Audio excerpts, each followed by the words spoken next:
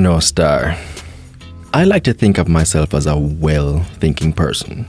And as you would expect, I generally identify with and try to practice behaviors and ideologies that are societally accepted as good. I actively try to do things that would have me classified by third parties as a good person. That is a large part of who I am and what makes up my point of view, as I mentioned before.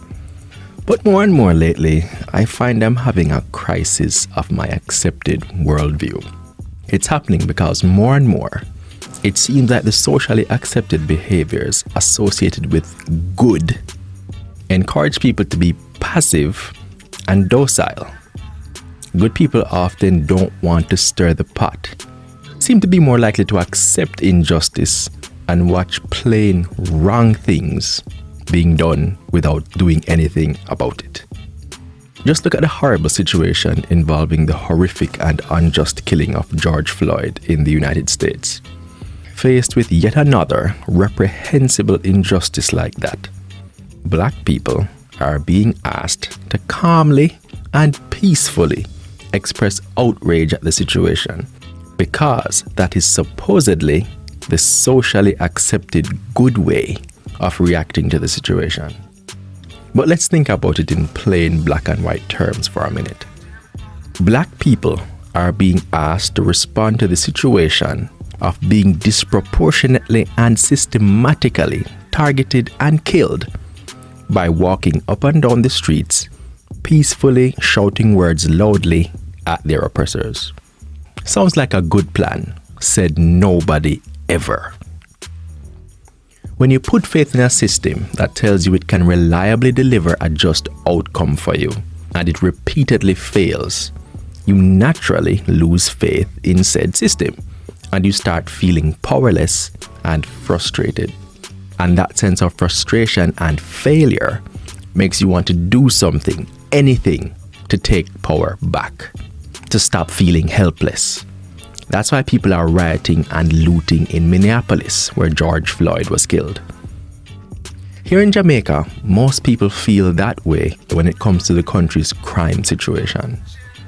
Violent crime is happening at a rate that is literally insane for a country our size, and our police don't seem to be able to get it under control. What's worse is that we are being told that the appropriate good citizen response is not to take matters into our own hands, but to increase faith in and support for a policing system whose key players regularly admit that it is not equipped as a whole to operate at a level that can match the kind of crime happening in our country. I'm not a pessimist by nature, and I do believe that we will be able to tackle crime effectively one day. However, I'm also a realist, and I know that day is far away. And I'm not prepared to keep doing the same thing and hoping for a different result. Which brings me back to my shifting worldview. More and more I find myself wondering, how can we, who are afraid and frustrated, take back power from those who don't seem interested in abiding by society's rules? And my answers are taking me some places that don't gel so well with society's accepted versions of good behavior. Vigilante justice seriously seems to have a lot of merits lately. Suddenly the notion that we show monsters we are better than them by not resorting to their actions doesn't seem so credible. And the notion that we should protect the human rights of violent criminals is just patently absurd. I look, for example, at what is happening in the Philippines right now under their president, Rodrigo Duterte. Like Jamaica, crime is a problem in the Philippines, and their justice system was described as sluggish and favoring the elite. Since coming to power, Duterte has taken a ruthless stance on criminality and is coming down on it with an iron fist. Drug syndicates, which are considered the major player in the country's crime situation, are being savagely wiped out by the security forces. Not only is crime down, people are expressing how safe they feel across the country generally. Naturally, there are a lot of human rights concerns about what is happening in the country, and Duterte has been condemned by numerous international groups. but he's widely popular in his country. His people have repaid him with faith and support because he has put fear into criminals and taken away their feeling of being powerless. I think about China and how their leader Xi Jinping seems to have crafted a narrative in his head about how his country must and will work, and refuses to entertain any contrary idea. He's using this will to make an orderly and structured society where people are free to live freely, as long as they don't conflict with the vision of what he wants China to be. Of course, there are abuses, but by and large, the population, whether through fear or support or both, is working with his vision. And what's the result? China is growing and developing at a dizzying rate, and crime appears to be under control. I would be happy for someone with more info on the situation to contradict this narrative for me if my reasoning seems too simplistic, but I can only call it like I see it from my vantage point.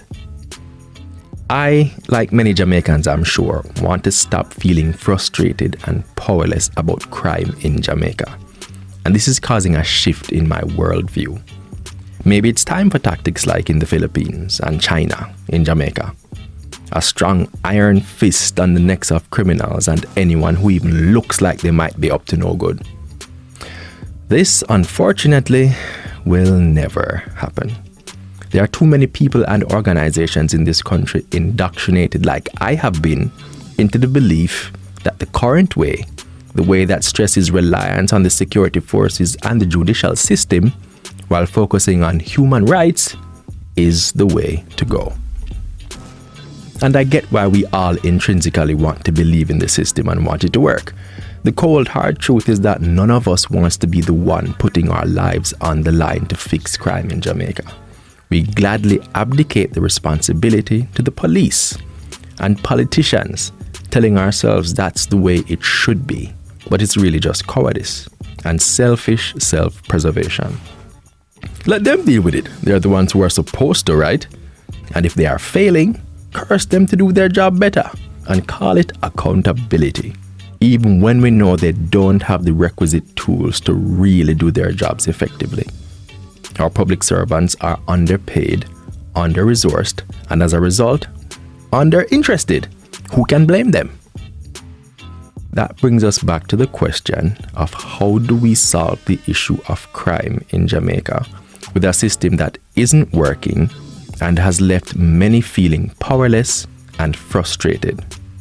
A system that asks us to fight ruthlessness with rules that are meant to keep us from becoming monsters like the criminals, but are also seriously handicapping us in the fight. Thinking on this subject has taken me to a need to shift my worldview.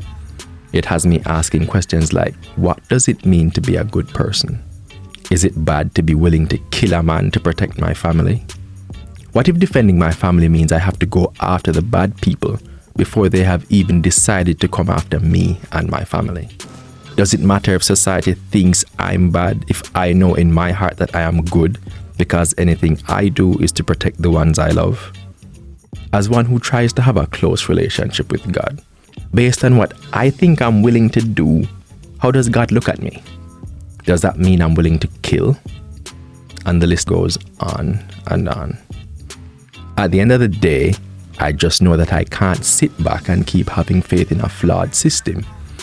Just like the people in Minneapolis, I'm at a stage where my cup is full and I'm open to different ways of thinking so I can stop feeling like a helpless victim waiting to be pounced upon. It's like the last words of the Kenny Rogers song, Coward of the County. Sometimes you have to fight to be a man. No, I don't know what my fight will look like, not yet at least. I'm still working that one out. But Jano Star, I know one thing for sure. I'm ready to fight.